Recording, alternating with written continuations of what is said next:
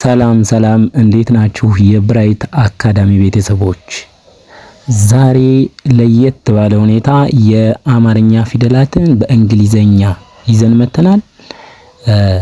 በኦንላይን መማር የምትፈልጉ በ0921 03 76 28 እንደዚሁም 0910 79 88 40 በቴሌግራም በኢሞ በዋትስአፕ ያገኙናል። ቀጣይ ወደ ትምህርታችን እንሄዳለን። ወደ ዕለቱ ትምህርታችን የመጀመሪያው ሀ ስንል እንግዲህ እዚህ ጋር ሀ ማንን ነው የምንጠቀመው? ኤች ኤ ነው ማለት ነው በእንግሊዘኛ ሀ ኤች ኤ። ሁ ሁ ኤች ዩ ሁለተኛ ፊደል ነች። ሁ ኤች ዩ ኤች ዩ። ሂ ኤች አይ ኤች አይ ሂ ኤች አይ። ሃ ሃ ስንል ይሄኛውም ተመሳሳይ በሳውንድ ያው በቅርጽ ነው የሚለያዩ ከመጀመሪያው ጋር ሃ ኤች ኤን ይጠቀማል ማለት ነው። ከዚህኛው ጋር ተመሳሳይ ነው ማለት ነው። እዚህ ጋርም ኤች ኤ ነው፣ እዚህ ጋርም ኤች ኤ ነው። ግን በአማርኛ እዚህ ጋር ወደ ላይ ሃ መስለው እዚህኛው ጋር ደግሞ ይቺ 50 ብር ምናምን ብለን ስንጽፍ የምንጠቀማት ይቺኛዋን ሃ ነውና ሀሌታው ሃ ትባላለች።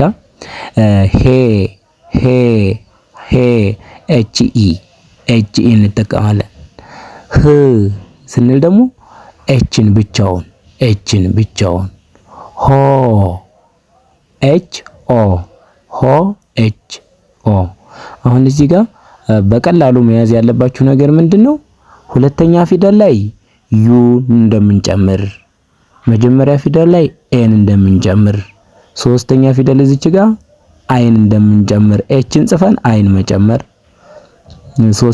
አራተኛ ፊደል ላይ ኤን ኤች ኤ እንደምናረግ ኤን እንደምናስገባ፣ ስድስተኛ ፊደል እዚችኛው ጋር ይቺ አምስተኛ ነች ኢን እንደምናስገባ፣ ህ ወይም ል ህ እያለን ስንሄድ ደግሞ ብቻቸውን ፊደሎቹን አሁን ለምሳሌ ለኤል ኤል ልን ትወክላለች፣ ኤች ህን ይወክላል፣ ኤም ምን ይወክላል፣ ኤስ ስን ይወክላል እንደሚለው እያልን መሄድ ነው። ቀላል ነው። አሁን እያንዳንዳቸውን እናንብብ።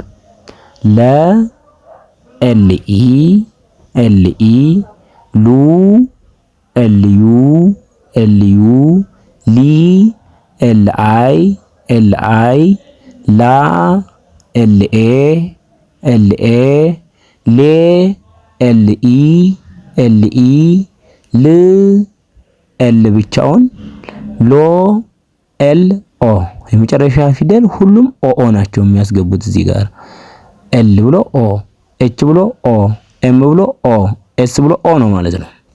በቀላሉ መያዝ ትችላላችሁ። አንደኛዋን ከያዛችሁ የመጀመሪያዋ ፊደል ኤ ነች፣ የሁለተኛዋ ፊደል ዩ ነው የምታስከትለው፣ የሶስተኛዋ አ ነች፣ የአራተኛው ኤ ነው፣ የአምስተኛው ኢ ነው የሚያስከትለው፣ የስድስተኛው ብቻውን ነው ፊደሉ የሚሆነው፣ የመጨረሻው ደግሞ ኦን ያስከትላል ማለት ነው።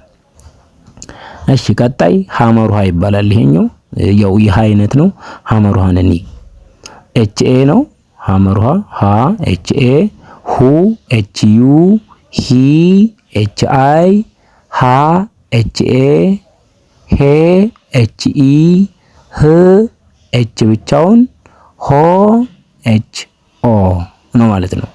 ስለዚህ አነባባቸው በእንግሊዘኛው ሃ ሁ ሂ ሃ ሄ ህ ሆ ማለት ነው ማለት ነው።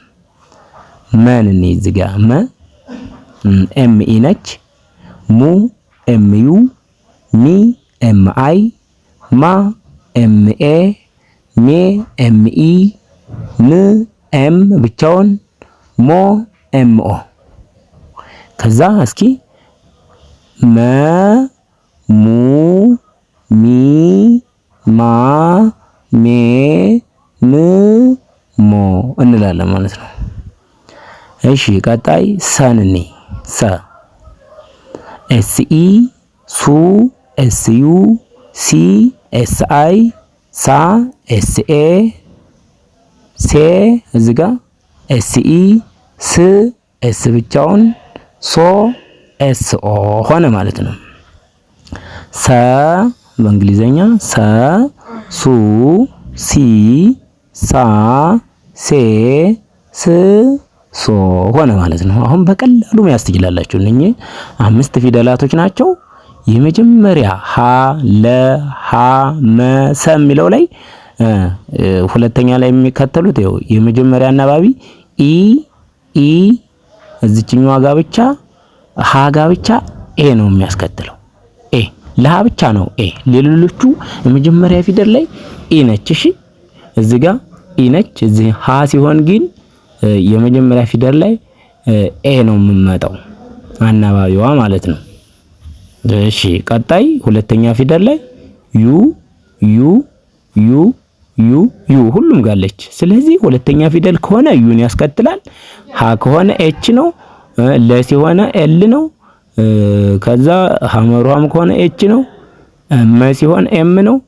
ሰ ሲሆን ኤስ ነው እያላችሁ እንደዚህ መለማመድ ትችላላችሁ። በደንብ ማየት ቁልቁል እስከዚህ ቁልቁል ማንበብ ትችላላችሁ። ከዚህ ወደዚህ ለምሳሌ ሀ ለ ሀ መ ሰ ብላችሁ ሁ ሉ ሁ ሙ ሱ ሂ ሊ ሂ ሚ ሲ ሃ ላ ሃ ማ ሳ ሄ ሌ ሄ ሜ ሴ ህ ል ህ ም ስ ሆ ሎ ሆ ሞ ሶ። አሁን እዚህ ጋር ምን አለ መሰላችሁ እንደዚህ እያቃረናችሁ ስታነቡት ጥቅሙ ምንድነው?